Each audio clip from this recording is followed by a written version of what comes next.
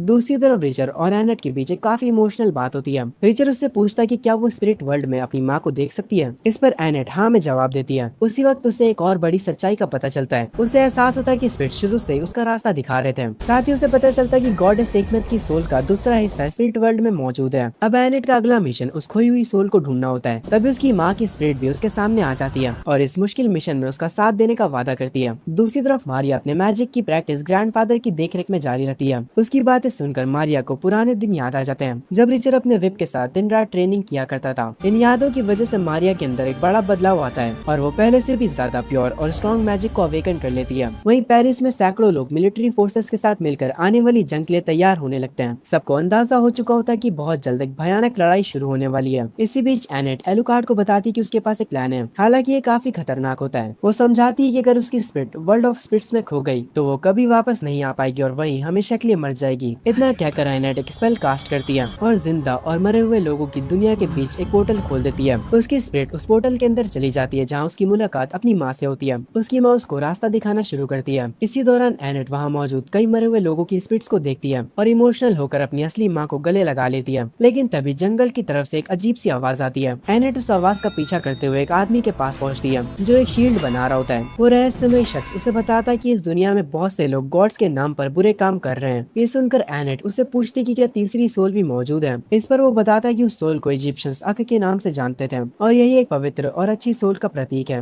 Annette हैरान होकर कहती कि उसने तो गॉडेस सेखमेट का सिर्फ विनाशकारी रूप ही देखा है। तब वो शख्स समझाता है कि सेखमेट सिर्फ डिस्ट्रक्शन की नहीं बल्कि हीलिंग की भी गॉडेस है। इसके बाद वो एनेट को वो शील्ड दे देता है, उसे अपनी ब्लेसिंग देता है और एक नया पोर्टल खोलकर उसे आगे बढ़ने के लिए कहता है। एनेट शील्ड लेकर उस पोर्टल से गुजरती है और एक नदी में उतरकर गॉडेस सेखमेट की तलाश में अपना सफर जारी रखती है। दूसरी तरफ नाइट कैचर बना एडवर्ड और रेवोल्यूशनरी आर्मी के कैप्टन आपस में बात करते हैं। दोनों लाशों की बात करते हैं जो वैम्पायर्स हर रोज अपने पीछे छोड़ देते हैं। वही बेथरी के कैंप में वो गॉडेस सेखमेट का हार्ट निकालती है और उसे कंज्यूम कर लेती है। इसके बाद उसकी पावर्स पहले से भी ज्यादा बढ़ जाती है। स्पिरिट वर्ल्ड के अंधेरे समंदर में सफर करते वक्त एनेट को अचानक किसी अजीब प्रेजेंस का एहसास होता है। तभी एक खौफनाक क्रीचर उस पर हमला कर देता है। हालांकि एनेट के पास मौजूद शील्ड की वजह से वो मॉन्स्टर उसे कोई नुकसान नहीं पहुंचा पाता, लेकिन वो उसे जकड़ लेता है और उसका शरीर उसके कंट्रोल से बाहर होने लगता है। रियल वर्ल्ड में ये सब देखकर रिचर काफी परेशान हो जाता है। वो एनेट का हौसला बढ़ाता है और उसे हिम्मत न हारने के लिए कहता है। रिचर की बातें किसी तरह एनेट तक पहुँच जाती है। नई हिम्मत के साथ वो खुद को आजाद कर लेती है और उस मॉन्स्टर को हराकर अपना सफर फिर से शुरू कर देती है। आगे बढ़ते हुए एनेट को गॉडेस सेकमेट का एक अल्टर दिखाई देता है, लेकिन वो ये भी महसूस करती है कि समंदर से कुछ भटकती हुई सोच लगातार उसका पीछा कर रही है। कुछ देर बाद वो गॉडेस की टॉम तक पहुंच जाती है। अंदर जाते ही वो देखती कि गॉडेस सेकमेट खुद रो रही होती है। एनेट अपने मिशन के बारे में बताने की कोशिश करती है, लेकिन गॉडेस गुस्से में बताती कि सोल डेवलर उसे लिक्विड फायर में घसीट लेगा, क्योंकि उसकी प्रिस्टेस की वजह से बहुत कुछ गलत हो चुका है। गुस्से में आकर गॉडेस एनेट पर हमला कर देती है। हालांकि एनेट शांत रहकर कहती कि वो उससे लड़ने नहीं बल्कि उसकी मदद मांगने आई है। तभी अचानक एक भयानक बीस्ट टेम्पल के अंदर घुस आती है और एनेट पर हमला कर देती है। दूसरी तरफ आसमान पूरी तरह डार्क हो जाता है और आखिरकार इक्लिप्स शुरू हो जाता है। बैटरी अपनी ट्रांसफॉर्मेशन को पूरा कर लेती है और एक नए लेवल की पावर हासिल कर लेती है। इसी वक्त एनेट के साथ भी एक बड़ा बदलाव होता है। गॉडेस सेकमेट उसके शरीर पर कब्जा कर लेती है। अब गॉडेस उसकी बॉडी के जरिए सबसे पहले बैटरी के बारे में पूछती है और अपनी दुश्मन को ढूंढने लगती है। जब वो बाहर आती है तब गॉडेस रिचर और एलुकार्ड को बताती कि दुनिया पहले जैसी नहीं रही। साथ ही वो चेतावनी देती कि एनेट का शरीर उसे ज्यादा देर तक संभाल नहीं पाएगा। इसी बीच वेम्पायर हाउस की सेना और नाइट क्रीचर्स मिलकर पेरिस के गेट की तरफ मार्च करना शुरू कर देते हैं। दूसरी तरफ उनका सामना करने के लिए सैकड़ों सोल्जर्स पहले से ही तैयार खड़े होते हैं। तभी एडवर्ड अपना सॉन्ग गाना शुरू करता है और उसी पल वेम्पायर्स की पूरी भीड़ ह्यूमंस पर टूट पड़ती है। ये देख एलुकार्ड तुरंत फायर अटैक का ऑर्डर दे देता है। वहीं रेवोल्यूशनरी आर्मी की कैप्टन जो अब नाइट क्रीचर बन चुकी होती है अचानक ह्यूमंस की तरफ से लड़ना शुरू कर देती है और दूसरे नाइट क्रीचर्स पर ही हमला बोल देती है। ये देख बेथरी गुस्से में खुद बैटलफील्ड में उतर आती है और एक के बाद एक कई सोल्जर्स को मार गिराती है। इस पर एलुकार्ड तुरंत पीछे हटने का ऑर्डर दे देता है। उसका प्लान वैम्पायर्स को एक ट्रैप की तरफ खींचना होता है। प्लान कामयाब रहता है और ह्यूमंस मिलकर वैम्पायर्स की एक पूरी भीड़ को खत्म कर देते हैं। हालांकि लड़ाई अभी भी खत्म नहीं होती। नाइट क्रीचर्स आपस में एक दूसरे से लड़ना शुरू कर देते हैं। इसी दौरान ड्रोल्ता की मुलाकात दोबारा एलुकार्ड से होती है। वो अब भी उससे बदला लेने के इरादे से उस पर हमला कर देती है। वहीं रिचर गॉडेस सेकमेट के साथ मिलकर सीधा बेथरी पर हमला बोल देता है। दूसरी तरफ एनेट अब भी स्पिरिट वर्ल्ड के अंदर उस बीस्ट के खिलाफ अपनी लड़ाई लड़ रही होती है। बैटलफील्ड में वापस रिचर देखता है कि मारिया भी ग्रैंडफादर और मिज़राक के साथ वहां पहुंच चुकी है और अब वो भी इस जंग का हिस्सा बनने के लिए तैयार है। इसके बाद सब मिलकर बेथरी और उसकी वैम्पायर आर्मी पर बिना किसी रहम के हमला कर देते हैं। अपनी पूरी ताकत और एबिलिटीज का इस्तेमाल करते हुए वो कई वैम्पायर्स को मार गिराते हैं और धीरे धीरे सीधा बेथरी का सामना करना शुरू कर देते हैं। हालांकि बेथरी गुस्से में उन सबके अटैक्स का डट कर सामना करती रहती है। दूसरी तरफ एलुकार्ड और ड्रोल्ता के बीच काफी बराबरी की टक्कर चल रही होती है। दोनों अपनी जबरदस्त स्पीड और स्किल्स का प्रदर्शन करते हुए एक दूसरे पर लगातार हमले कर रहे होते हैं। वहीं रिचर, मारिया और बाकी सब मिलकर बेथरी पर लगातार अटैक्स करते रहते हैं। बेथरी भी पूरी ताकत से उनका जवाब देती है। हालांकि सबके अटैक्स इतने लगातार और परफेक्टली कोऑर्डिनेटेड होते हैं कि आखिरकार बेथरी जख्मी हो जाती है, लेकिन इससे वो और भी ज्यादा गुस्से में आ जाती है। इसका असर एनेट पर भी पड़ता है क्योंकि वो बेथरी की विनाशकारी पावर्स को रोकने की पूरी कोशिश कर रही होती है। दूसरी तरफ एलुकार्ड और ड्रोल्ता की लड़ाई बिना रुके जारी रहती है। एक पल के लिए लगता है कि एलुकार्ड ने ड्रोल्ता को पूरी तरह जख्मी कर दिया है, लेकिन ड्रोल्ता फिर भी पीछे नहीं हटती और पलटवार करते हुए एलुकार्ड को डिसआर्म कर देती है। जब वो एलुकार्ड को खत्म करने ही वाली होती तभी ऑरलॉक्स वक्त पर वहाँ पहुँच जाता है और ड्रोल्ता पर हमला कर देता है। इसी के साथ दोनों के बीच एक नई लड़ाई शुरू हो जाती है। दूसरी तरफ एनेट की हालत लगातार खराब होती जा रही होती है। उसकी कमजोर होती ताकत की वजह से बेथरी और भी ज्यादा पावरफुल बनने लगती है और उसके अटैक्स को रोकना मुश्किल हो जाता है। ये देख रिचर तुरंत एनेट की मदद के लिए आता है। वो अपनी आइस मैजिक से एनेट के शरीर के चारों तरफ बर्फ की एक लेयर बना देता है। इससे एनेट को अपनी ताकत वापस पाने का मौका मिलता है और वो फिर से बेथरी की पावर्स को रोकना शुरू कर देती है। हालांकि बेथरी रुकने वाली नहीं होती, वो सीधा एनेट पर हमला करने के लिए बढ़ती है, लेकिन रिचर बीच में आकर उसका रास्ता रोक लेता है। इसी मौके का फायदा उठाकर एनेट आखिरकार बेथरी की पावर्स को पूरी तरह रिपेल कर देती है। इसके बाद सब एक बार फिर मिलकर बेथरी पर एक साथ हमला बोल देते हैं। दूसरी तरफ ऑरलॉक्स और ड्रोल्ता की लड़ाई भी अपने लास्ट स्टेज तक पहुंच चुकी होती है। ऑरलॉक्स ड्रोल्ता को बुरी तरह जख्मी कर देता है, लेकिन उसे खत्म नहीं करता। तभी उसकी नजर मिज़राक पर पड़ती है, जो कि एक वैम्पायर के हमले में बुरी तरह घायल हो चुका होता है। ऑरलॉक्स बिना देर के उसकी मदद के लिए दौड़ पड़ता है। उसी वक्त वही डरावना स्पेक्टर मिज़राक की सोल लेने के लिए आ जाता है, लेकिन एलुकार्ड उसके सामने खड़ा हो जाता है। स्पेक्टर समझ जाता है कि एलुकार्ड उसके खिलाफ लड़ने के लिए तैयार है, इसीलिए मजबूरन उसे वहाँ से पीछे हटना पड़ता है। बैटलफील्ड में रिचर और उसके साथी अब भी बेथरी पर लगातार हमले कर रहे होते हैं, लेकिन बेथरी भी हार मानने को तैयार नहीं होती और पूरी ताकत के साथ लड़ाई करती रहती है। इसी दौरान रिचर अपने विप से बेथरी का एक हाथ जकड़ लेता है। मौका देखते ही मारिया का ड्रैगन उसका हाथ तोड़कर अलग कर देता है। इसके तुरंत बाद सब मिलकर एक कंबाइन अटैक करते हैं। ड्रैगन भी अपनी पूरी ताकत के साथ हमला करता है, जिससे एक बहुत बड़ा एक्सप्लोजन होता है, लेकिन बेथरी अब भी जिंदा होती है। गुस्से में वो सीधा एनेट पर हमला कर देती है। वही स्पिरिट वर्ल्ड में एनेट अब भी उस खौफनाक बीस्ट के खिलाफ अपनी लड़ाई लड़ रही होती है। बैटलफील्ड में बेथरी एनेट और रिचर को खत्म करने के इरादे से उनके पास पहुंचती है। हालांकि वो खुद भी काफी ज्यादा जख्मी हो चुकी होती है। इसी वक्त एनेट उसके पास आती है और उसे आजाद करने की कोशिश करती है। उसका मानना होता है कि अगर बेथरी का कंट्रोल खत्म हो गया तो सूरज दोबारा निकल आएगा और इक्लिप्स भी समाप्त हो जाएगा। लेकिन जब सब कुछ बदलने ही वाला होता है तभी अचानक ड्रोल्ता आसमान से नीचे आती है और बेथरी को उठाकर अपने साथ ले जाती है। सबके सामने वो बेथरी से धोखा करती है और कहती है कि गॉडेस सेकमेट की सारी पावर सिर्फ उसकी है। इतना कहकर वो बेथरी को ही निगलना शुरू कर देती है। बेथरी की पावर्स हासिल करते ही ड्रोल्ता एक बेहद शक्तिशाली डेमोनिक क्रिएचर में बदल जाती है और तुरंत रीचर पर हमला करने के लिए बढ़ती है। लेकिन एलुकार्ड उसके सामने आ खड़ा होता है और ड्रैकुला से मिली अपनी खौफनाक पावर्स को सबके सामने दिखाता है। गुस्से में एलुकार्ड ड्रोल्ता की तरफ एक विशाल फायरबॉल फेंकता है। हालांकि ड्रोल्ता उस अटैक से बच जाती है और उसे रीचर और एनेट की तरफ मोड़ देती है। रीचर वक्त रहते उस अटैक को डॉज कर लेता है और तुरंत अगले हमले के लिए तैयार हो जाता है। इसके बाद रीचर और एलुकार्ड एक साथ मिलकर ड्रोल्ता का सामना करते हैं। तीनों के बीच बहुत ही खतरनाक लड़ाई शुरू हो जाती है। उनके अटैक्स और डॉजेस इतने तेज होते हैं कि किसी को भी मौका नहीं मिल पा रहा होता। आखिरकार रीचर एक ओपनिंग देख लेता है। वो तुरंत अपने आइस मैजिक का इस्तेमाल करता है और 2 आइस शूरिकेन ड्रोल्ता की तरफ फेंकता है। दोनों उसके शरीर को काट देता है और कुछ पल के लिए उसका ध्यान भटक जाता है। इसी मौके का फायदा उठाकर एलुकार्ड सीधा उस पर हमला करता है। हालांकि ड्रोल्ता आखिरी पल में उसके अटैक को रोक लेती है। रीचर इस मौके का फायदा उठाता है और ड्रोल्ता पर एक जबरदस्त वार करता है। हालांकि ड्रोल्ता गुस्से में उसे जोर से जमीन पर फेंक देती है। जब वो रीचर को खत्म करने ही वाली होती है तब रीचर अपनी तेज रफ्तार का इस्तेमाल करके उसका एक हाथ काट देता है। ये देख ड्रोल्ता और भी ज्यादा गुस्से में आ जाती है। वो वक्त को रोक देती है, अपना कटा हुआ हाथ दोबारा रीजनरेट कर लेती है और तुरंत एलुकार्ड पर एक जानलेवा हमला कर देती है। इसके बाद जैसे ही वो रीचर पर हमला करने के लिए बढ़ती है रीचर उसे एक और जबरदस्त वार से रोक देता है। लेकिन इससे पहले कि ड्रोल्ता कुछ और कर पाती तभी गॉडेस सेकमेट खुद बीच में आ जाती है और उसे काबू में कर लेती है। इसके बाद सब मिलकर ड्रोल्ता के शरीर से गॉडेस सेकमेट के एसेंस को बाहर निकालने की कोशिश करते हैं। हालांकि इस प्रोसेस का सीधा असर एनेट के शरीर पर पड़ता है। उसकी बॉडी पूरी तरह टूटने लगती है और साफ दिख रहा होता है कि वो ज्यादा देर तक ये सब सह नहीं पाएगी। ये देखकर रिचर घबरा जाता है और प्रोसेस को रोकने की कोशिश करता है। लेकिन एलुकार्ड उसे समझाता है कि यही एनेट की अपनी मर्जी थी। आखिरकार रिचर आंसुओं के साथ उसे जाने देने का फैसला कर लेता है। कुछ देर बाद एक्सट्रैक्शन का प्रोसेस पूरा हो जाता है। हालांकि स्पिरिट वर्ल्ड में एनेट अब भी उस खौफनाक बीस्ट से लड़ रही होती है जो उसे खत्म करने ही वाला होता है। तभी उसे रिचर की आवाज सुनाई देती है। रिचर की बातें उसे दोबारा हिम्मत देती है और आखिरकार वो उस बीस्ट को हरा देती है। उसके बाद एनेट आगे बढ़ती है और उसके सामने गॉडेस सेकमेट की तीनों सोल्स एक साथ नजर आती हैं। उसी पल उसके एंसेस्टर्स की स्पिरिट्स उसका हाथ थाम लेती हैं और उसे वापस उसके असली शरीर तक पहुंचा देती हैं। लेकिन बैटलफील्ड में मुश्किलें अभी भी खत्म नहीं हुई होती। ड्रोल्ता दोबारा एलुकार्ड पर टूट पड़ती है और उसे हराकर बुरी तरह दबा देती है। जब लगता है कि एलुकार्ड अब और नहीं लड़ पाएगा तभी ऑरलॉक्स वक्त पर वहां पहुंच जाता है। ऑरलॉक्स तुरंत अपनी तलवार रिचर को दे देता है। जैसे ही रिचर उस तलवार को पकड़ता है वो एक जबरदस्त शक्ति से भर जाती है और पहले से कहीं ज्यादा पावरफुल बन जाती है। इसी नई ताकत के साथ रिचर अपना पूरा गुस्सा एक ही अटैक में उतार देता है और ड्रोल्ता को बीच से 2 टुकड़ों में काट देता है। इसी के साथ ड्रोल्ता का अंत हो जाता है। ड्रोल्ता की मौत होते ही इक्लिप्स भी खत्म हो जाता है और सूरज दोबारा चमकने लगता है। जो भी मॉन्स्टर्स अब तक जिंदा बचे होते हैं वो सूरज की रोशनी में जलकर राख हो जाते हैं। इसके बाद रिचर और एनेट सेंट डोमिंगियो वापस लौटने का फैसला करते हैं। एनेट एडवर्ड को भी अपने साथ चलने का निमंत्रण देती है। दूसरी तरफ ऑरलॉक्स मिज़राक को वैम्पायर में बदल देता है। वहीं रिचर और एनेट सबसे अलविदा कहते हैं और एडवर्ड के साथ एक जहाज पर सवार होकर अपने नए सफर पर निकल पड़ते हैं। लेकिन आखिरी सीन में दिखाया जाता है कि टेरा छुपकर उन वैम्पायर्स को मार रही होती है जिनसे उसने कभी हाथ मिलाया था। उसी वक्त वही रहस्यमय स्पेक्टर उसके पीछे आ खड़ा होता है। टेरा उसकी तरफ देखकर ठंडी और डरावनी मुस्कान देती है। अब तुम बताओ तुम्हें यह सीजन कैसा लगा? अपनी राय कमेंट्स में जरूर बताना और अगर वीडियो पसंद आया हो तो एक लाइक करना, कमेंट करना और चैनल को सब्सक्राइब करना बिल्कुल मत भूलना। इसका नेक्स्ट सीजन अभी रिलीज नहीं हुआ है। अगर वो होता है तो मैं एक्सप्लेन कर दूंगा। उसके लिए तुम्हें 70 कमेंट्स का एम पूरा करना होगा। साथ ही बेल आइकन भी ऑन कर देना ताकि आने वाली कोई भी वीडियो मिस ना हो। और जाने से पहले वीडियो को 3 बार हाइप कर देना ताकि ये वीडियो ज्यादा से ज्यादा व्यूज गेन कर सके और एम जल्दी से कंप्लीट हो जाए। मैं मिलता हूँ तुमसे अगली अमेजिंग रिकैप